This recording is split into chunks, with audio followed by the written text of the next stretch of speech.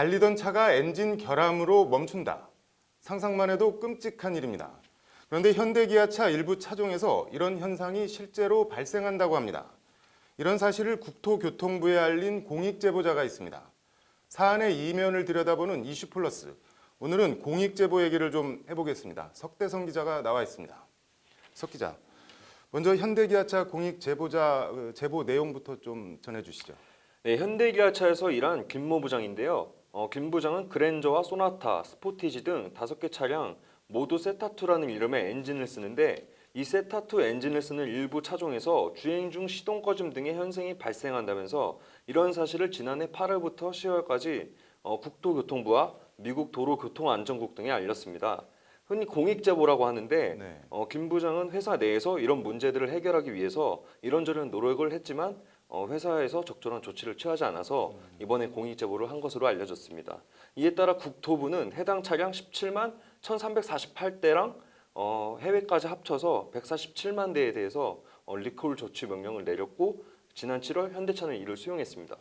뭐 147만 대면은 엄청 많은 것 같은데 김 부장 공익 제보 이게 다가 아니죠? 예, 그렇습니다. 아반떼와 모하비, 제네시스와 에쿠스, 소렌토, 카니발, 산타페 등에 대해서도 이런저런 결함이 있다는 내용의 제보를 했습니다. 브레이크 성능과 직결되는 진공 파이프 결함, 타이어와 차체를 이어주는 허브너트 풀림 현상 등의 내용이 그겁니다. 아니 타이어와 차체를 이어주는 너트가 풀리면은 달리다가 타이어가 빠질 수도 있다는 얘기잖아요. 예, 그렇습니다. 그래서 국토부는 김 부장이 제보한 대로 제네시스 등 차량 21만여 대에 대해서도 현대기아차의 자발적 리콜을 권고를 했습니다. 근데 바로 어제 현대기아차는 이 21만 대에 대해서는 리콜을 수용할 수 없다면서 리콜 거부 입장을 밝혔습니다. 안전운전에 이제 지장이 없다는 건데요. 뭐 타이어가 빠져도 안전운전에 지장이 없다는 건가요? 예, 예. 그래서 자동차 업체가 국토부의 리콜을 거절한 거는 이번이 처음입니다. 그래서 국토교통부는 5월 8일에 리콜 청문회를 열고 현대기아차가 리콜을 안 해도 되는 상당한 근거를 제시하지 않으면은 소비자 피해를 최소화하기 위해서라도 강제 리콜 명령을 내린다고 밝혔습니다. 강제 리콜이요? 예, 예. 국토부는 지금까지 김 부장이 신고한 현대기아차 결함 32건 중에 14건에 대한 조사를 마쳤습니다. 앞서 말씀드렸다시피 이 중 3건은 현대기아차가 잦은 리콜을 조치를 취했고요. 5건은 이번 청문회에서 리콜 여부가 조사 후에 결정 날 것으로 보입니다. 나머지는 뭐 또 차후 조사 후에 리콜 여부를 검토하겠네요. 예, 국토부는 나머지 18건에 대해서도 조사 후 리콜 여부를 검토할 방침이라고 밝혔습니다. 뭐 얘기를 들어보니까 김 부장이 제보한 내용 뭐 현대기아차가 생산하는 거의 모든 차종에 지금 해당이 되는 것 같은데 현대차는 뭐 이런 결함들을 그동안 쉬쉬했다는 거잖아요. 네. 근데 그걸 폭로를 김 부장이 한 건데 뭐 현대기아차 입장에서는 달가울 리가 없을 텐데 김 부장 뭐 지금 어떻게 돼 있나요? 예, 지금 현대기아차는 분풀이를 아주 제대로 하고 있습니다. 현대기아차는 영업비밀 유출과 사내 보안 규정 위반 등을 이유로 제보 직후인 지난해 11월 김 부장을 해고하고 검찰에 고소까지 했습니다. 현대기아차가 낸 고소장을 확인해 보니까 김 전 부장이 사적인 이익을 위해서 영업비밀을 유출했다 이렇게 적혀 있었습니다. 사적인 이익을 위해서 영업비밀을 유출했다 예. 이렇게 적었다는 말씀인가요? 뭐 김 부장이 사적인 이익을 취한 게 실제로 있나요? 어떤가요? 경찰 조사 결과에서는 없는 것으로 나타났습니다. 경찰 조사에 따르면은 경쟁 업체에 관련 사실을 넘긴 것도 아니고 이걸 가지고 뭐 김 부장이 현대차와 무슨 거래를 하려고 했던 것도 아닙니다. 말 그대로 공익적 목적으로 관련 기관과 언론에 제보한 게 전부입니다. 그러네요. 예. 그래서 국민권익위원회에서도 이런 점을 인정해서 지난 3월 김 부장을 공익 신고자로 인정을 했고요. 현대기아차의 김 전 부장을 복직시키라고 명령을 내렸습니다.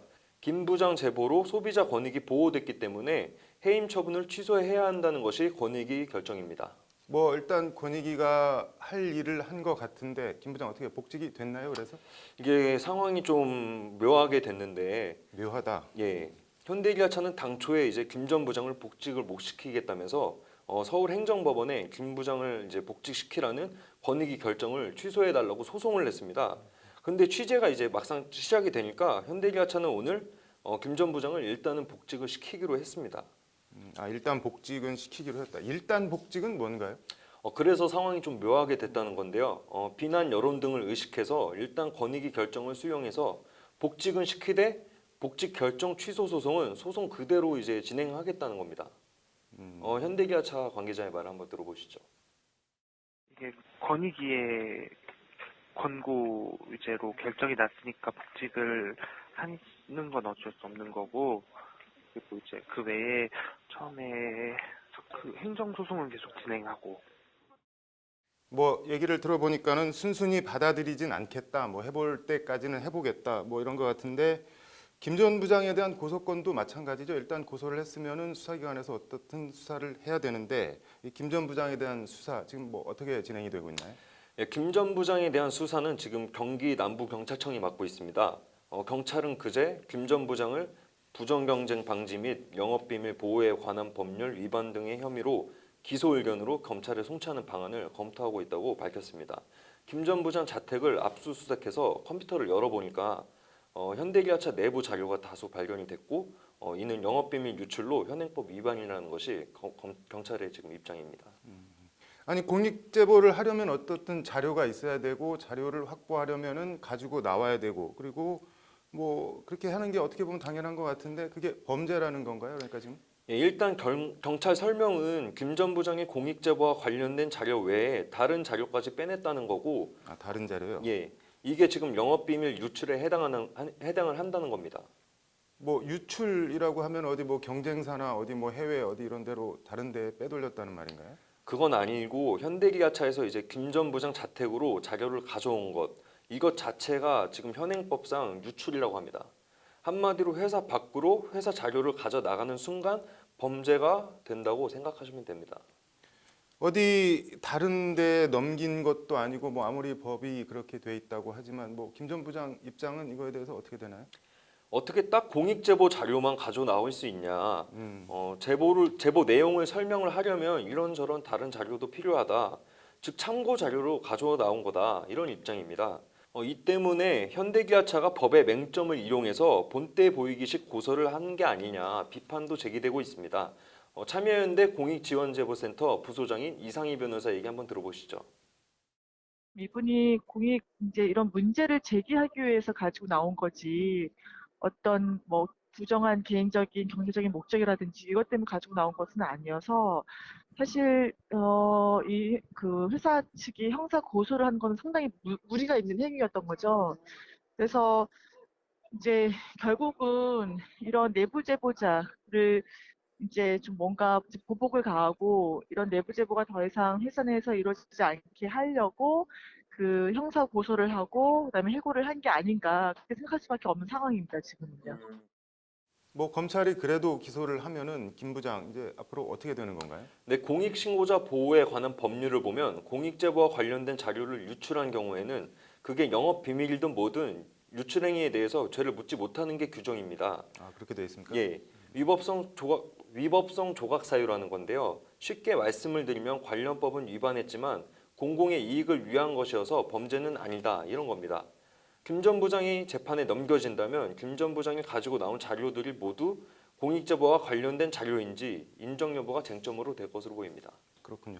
뭐 재판이라는 것이 졌을 때는 말할 것도 없고 뭐 이긴다고 하더라도 그 과정이 참 힘들고 이 가슴을 졸여야 하는 시간인데 이 김 전 부장 해고하고 고소까지 한 현대기아차 뭐 제가 얘기를 쭉 들어보니까는 공공의 이익이든 뭐든 어디 한번 해봐라 뭐 어떻게 되나 뭐 이런 것 같은데 본보기는 아주 제대로 보이고 있는 것 같습니다. 잘 들었습니다.